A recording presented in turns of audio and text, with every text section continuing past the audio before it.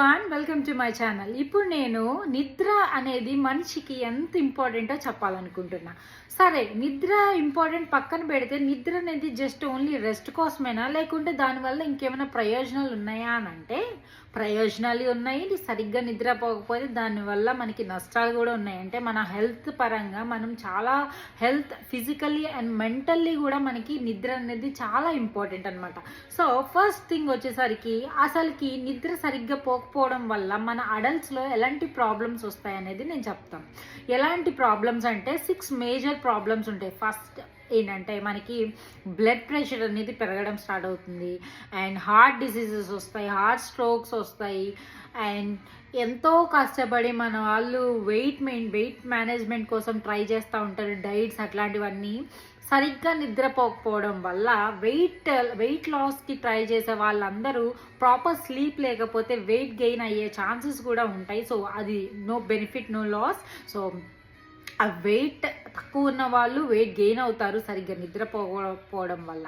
అలాంటి ప్రాబ్లమ్స్తో పాటు మనకి ఫిజికల్గా అండ్ హెల్త్ పరంగా ప్రాబ్లమ్స్తో పాటు మనకి మెంటల్లీ కూడా ప్రాబ్లమ్స్ ఉన్నాయి. ఏంటంటే the main thing is depression వల్ల మనం నేను ఇంకా దాని గురించి మాట్లాడాల్సిన అవసరం లేదు.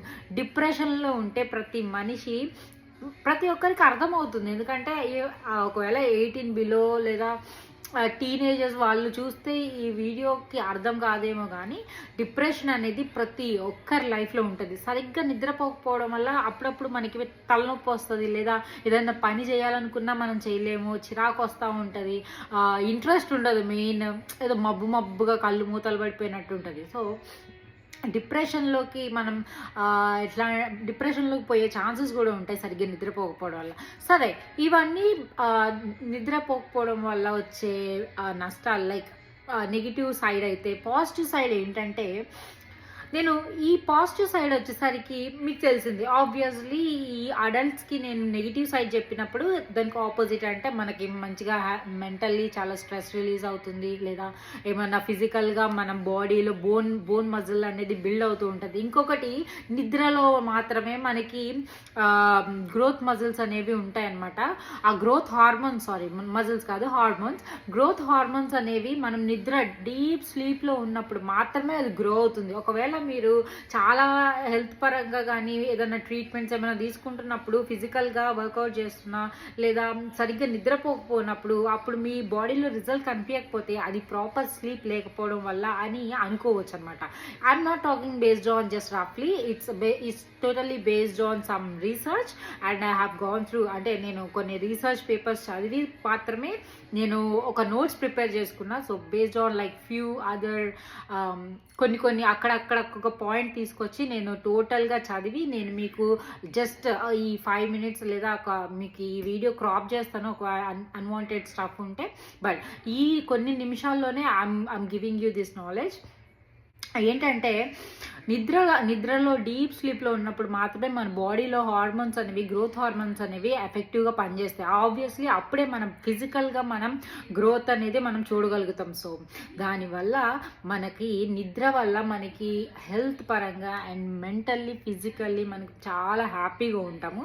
That is a plus point in the adult perspective. Kids పరంగా వచ్చేసరికి, అంటే కిడ్స్ అంటే చిల్డ్రన్ పరంగా, చిన్న పిల్లల పరంగా వచ్చేసరికి ఫిజికల్గా, మెంటల్గా and behaviour, emotional control, emotional stability అనేది ఉంటుంది. So these are the best things అనమాట. మనం ద మెయిన్ పాయింట్, అసలు ఎన్ని అవర్స్ స్లీప్ ఉండాలి కావాలా? అడల్ట్స్కి స్లీప్ అనేది ఎట్లా కావాలి, ఎన్ని అవర్స్ మినిమం స్లీప్ అంటే ఇట్ డిపెండ్స్ ఆన్ 7, నార్మల్గా అయితే 7 to 8 hours.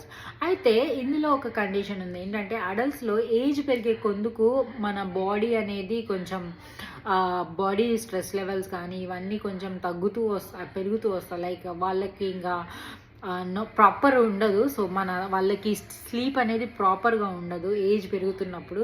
ఆ ప్రాపర్ స్లీప్ ఉండకపోవడం వల్ల ఊరికే మెలకు రావడం కానీ, సరిగ్గా నిద్రపోయినా సరే, ఎన్ని గంటలు పోయినా సరే డీప్ స్లీప్లోకి వెళ్ళలేకపోవడం కానీ అట్లాంటివన్నీ జరుగుతూ ఉంటాయి.